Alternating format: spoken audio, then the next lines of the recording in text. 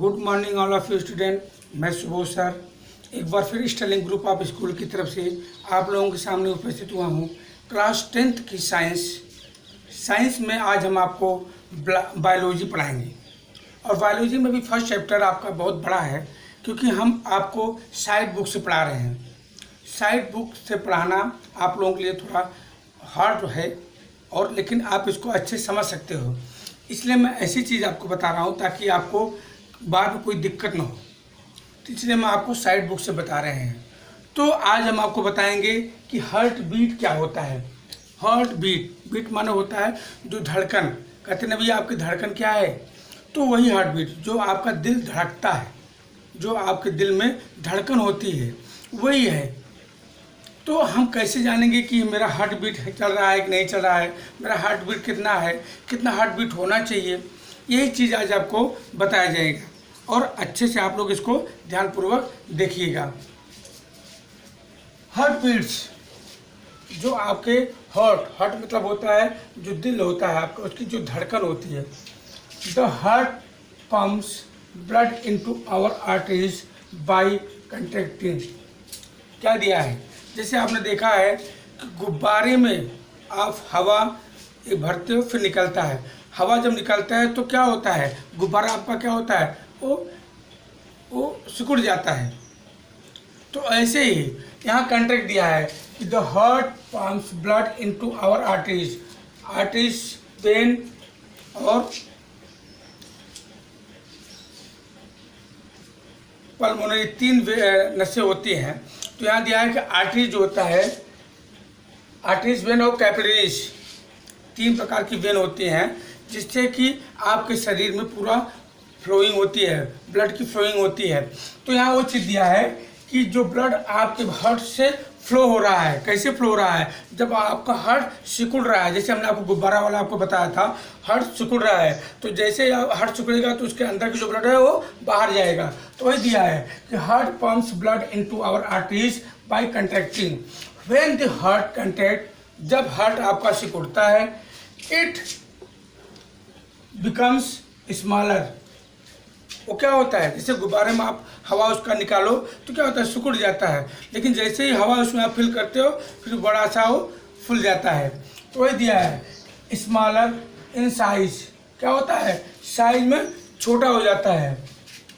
And pushes the blood into main arteries, और क्या होता है, मेन आर्टरीज में ब्लड को पुश करता है, धक्का देता है ताकि वो आपके ब्लड जो है आपकी पूरी बॉडी में पहुँचे। Then the heart relax and gets filled up with blood। और क्या होता है, वो जब आपका हार्ट रिलैक्स पोजीशन में होता है तब क्या होता है, ब्लड उसमें फिल हो जाता है, ब्लड उसमें भर जाता है। Filled up blood from pulmonary vein से फिर वापस आके ब्लड जो होता है उसमें फिल हो जाता है। One complete contraction and relaxation, one complete, एक बार सिकुड़ना और फिर वो ब्लड उसमें फिल होना, आप heart is called a heart beat. ये पूरा प्रोसेस, एक बार सिकुड़ना फिर फैलना, ये एक प्रोसेस जब पूरा हो जाता है इसको हम क्या बोलते हैं, हार्ट बीट।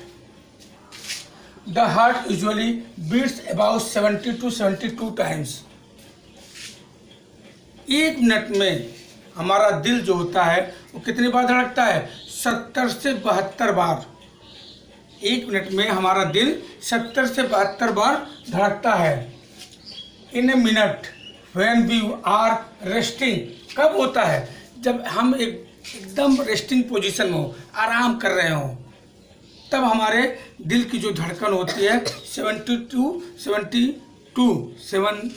से 72।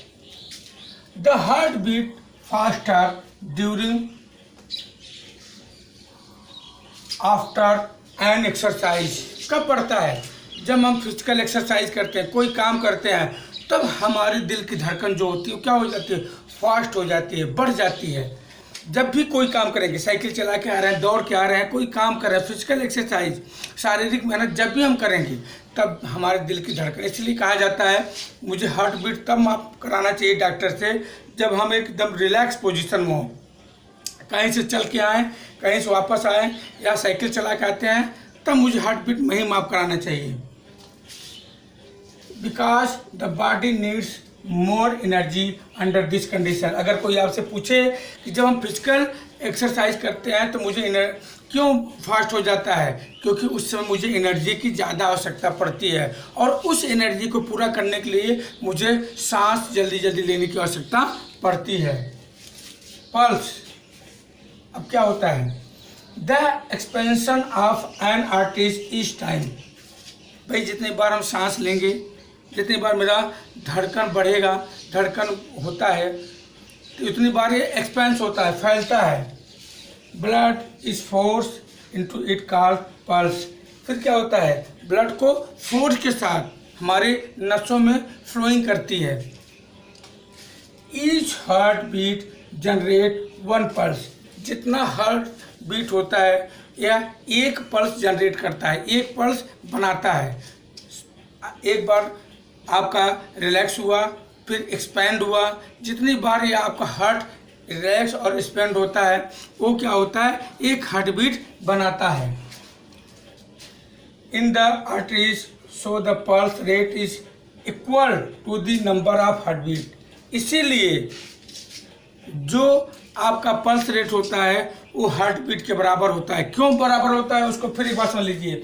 Each heart beat generate one pulse. जितना हार्ट बीट होता है, एक हार्ट बीट एक पल्स रेट जनरेट करता है। इन आर्टरीज, कहाँ, आर्टरीज में। So the pulse rate is equal, इसलिए पल्स रेट जो होता है वो इक्वल होता है किसके, to the number of heart beat, किसके, नंबर ऑफ हार्ट बीट के, पर मिनट, हर एक मिनट में। Just like a heart beat, एकदम जैसे आपका हार्ट बीट है। The pulse rate of a person is higher after a physical exercise. उसी तरह जैसे पल्स रेट आपका फिजिकल एक्सरसाइज करने के बाद बढ़ता है, वैसे इसमें भी जब भी आप शारीरिक मेहनत करेंगे तब भी आपका पल्स रेट, जैसे हार्ट बीट बढ़ेगा वैसे पल्स रेट, क्योंकि हार्ट बीट और पल्स रेट दोनों एक बराबर हैं। तो अब नेक्स्ट वीडियो में जब आपसे फिर मिलेंगे, फिर इसके आगे वाला पॉइंट आपको बताएंगे।